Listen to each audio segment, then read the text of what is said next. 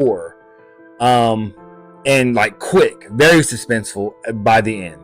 And not only that, but there's actual clever foreshadowing in this film. Like not the foreshadowing where everybody's going to know, but it's like, it's good enough for you to notice it, but not right in your face, if you know what I mean. I personally think that the final 35-40 minutes of this film is like peak cinema.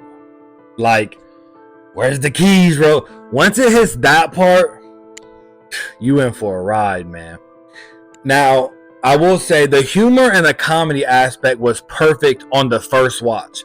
Now, this was my second time watching this film, and it did lose a little comedy aspect on the second watch, but I do remember being in the theater actually laughing out loud multiple times.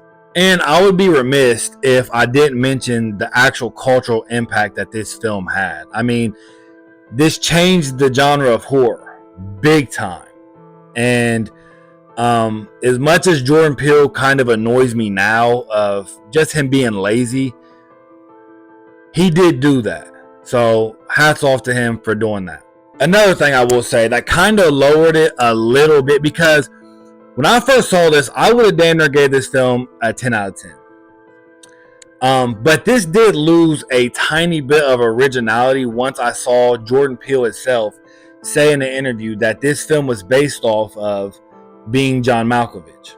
So, I'm the home review and I had to go watch Being John Malkovich. And yeah, this is definitely a sequel to Being John Malkovich. I always thought that this was a complete original idea until I saw that film. Now, it still is Being John Malkovich with a twist. It's just not completely original how I originally thought. And Jordan Peele grossed $255 million on a $4.5 million budget. So talk that shit, Jordan. That's big dog shit right there. So this was nominated for a few Oscars, like Best Motion Picture of the Year, but it actually won the Oscar for Best Original Screenplay. Jordan Peele was the first African American to win this Academy Award. So that's dope.